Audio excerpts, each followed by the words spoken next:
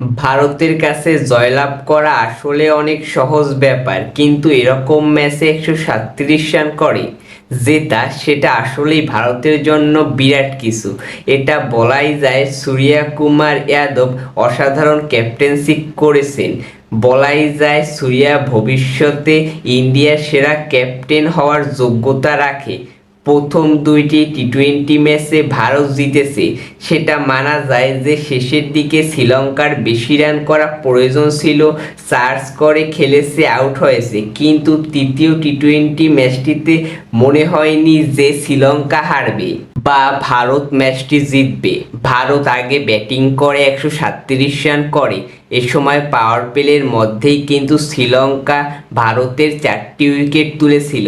Jayashree Jaiswal, Sanju Samson ডাক মারলেন, Rinku Singh out হয়েছেন এবং সূর্যা কুমার যাদবও কিন্তু আউট হয়েছেন। এরপরে শিবম ডুবে আউট হওয়ার পরে ভারতের কিন্তু 54 রানের একটি পার্টনারশিপ হয়, যেখানে ভারতকেই খারাপ অবস্থা থেকে বের করে। এরপরে হাসারাঙ্গা এসে পার্টনারশিপ ব্রেক করে দেয় এবং সেটা ব্যাটসম্যান দুজনকেই আউট করে দেন। 16 ওভার শেষে 32 রানের পার্টনারশিপ হয় ওয়াশিংটন সুন্দর ও রবি বিষ্ণয়ের। তাতেই ভারতের স্কোর হয় 137। শ্রীলঙ্কা হয়তো ভেবেছিল যে তারা আজকে হয়তো জিতবে। শ্রীলঙ্কা ব্যাটিংয়ে আসে এবং 15 ওভারে 1 উইকেট হারিয়ে 108 রান করে। এরপর শেষ 5 ওভারের দরকার 30 রান, হাতে আসে 9 উইকেট।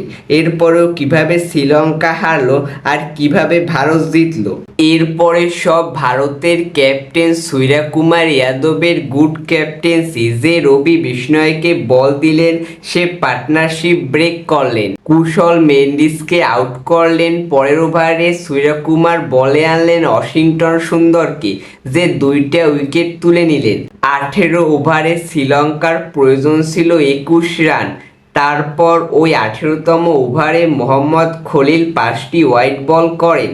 তারপর কিন্তু শ্রীলঙ্কার জয়ের কাছেই ছিল। শেষ 2 ওভারে শ্রীলঙ্কার প্রয়োজন ছিল 9 রান।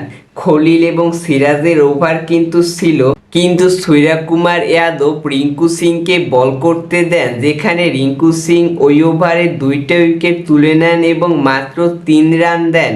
শেষের ওভারে শ্রীলঙ্কার প্রয়োজন ছিল 6 রান। শেষের ওভারে বলে এলেন ক্যাপ্টেন সূর্যা কুমার যাদব নিজে, যেখানে সূর্যা কুমার যাদব 2টি উইকেট নিলেন এবং 5 রান দিলেন, যার কারণে শ্রীলঙ্কাও 137 রান করে এবং খেলা সুপার ওভারে গড়ায়, যেখানে সুপার ওভারে ইন্ডিয়া সহজে জয়লাভ করে। শ্রীলঙ্কা মাত্র 2 রান করে 2 উইকেট হারায় এবং ভারত 5 বল হাতে রেখে জয়লাভ করে এবং শ্রীলঙ্কাকে হোয়াইট ওয়াশ করে।